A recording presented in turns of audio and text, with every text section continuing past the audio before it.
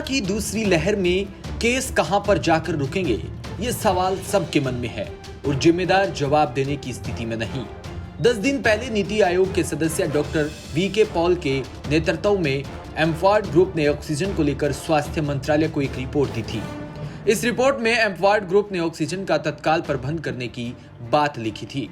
Committee ने आशंका जताई कि हो सकता है 20 अप्रैल तक रोज 3 लाख और अप्रैल के आखिरी तक कोरोना के रोज 5 लाख केस देखने को मिले।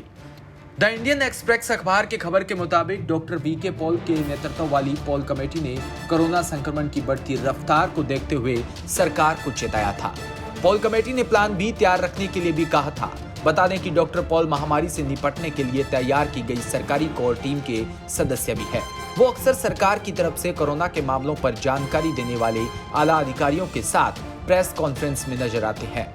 द इंडियन एक्सप्रेस अखबार ने लिखा कि डॉक्टर पॉल की कमेटी ने प्लान बी के अंतर्गत यह भी सिफारिश की कि ऑक्सीजन की सप्लाई को बढ़ाने के लिए असाधारण उपाय किए जाने की जरूरत है, ताकि एक दिन में जब 6 लाख मामले आए तो स्थिति को संभाला जा सके।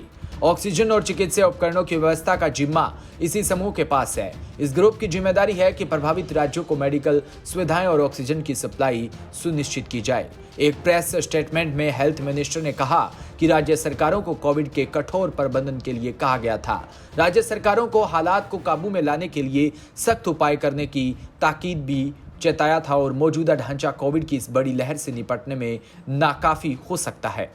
सरकार को पिछले साल सितंबर में ही अंदाजा हो गया था कि कितने संसाधनों की जरूरत पड़ने वाली है। पॉल कमेटी ने सितंबर में बताया था कि अगर हर दिन 3 लाख केस आते हैं तो देश को 1.6 लाख आईसीयू बेड और 3.6 लाख नॉन आईसीयू बेड की जरूरत होगी।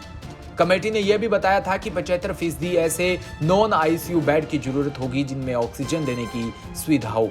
रिपोर्ट में यह भी कहा गया था कि भारत में 2 लाख केसेस प्रतिदिन के हिसाब से कोरोना संक्रमण बढ़े तो उसे संभालना नहीं जा सकेगा।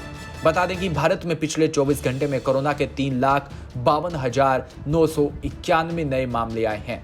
वहीं 2,812 लोगों की मौत हुई है। इस वक्त देश में कोरोना वायरस के कुल 28,13,658 एक्टिव मामले हैं।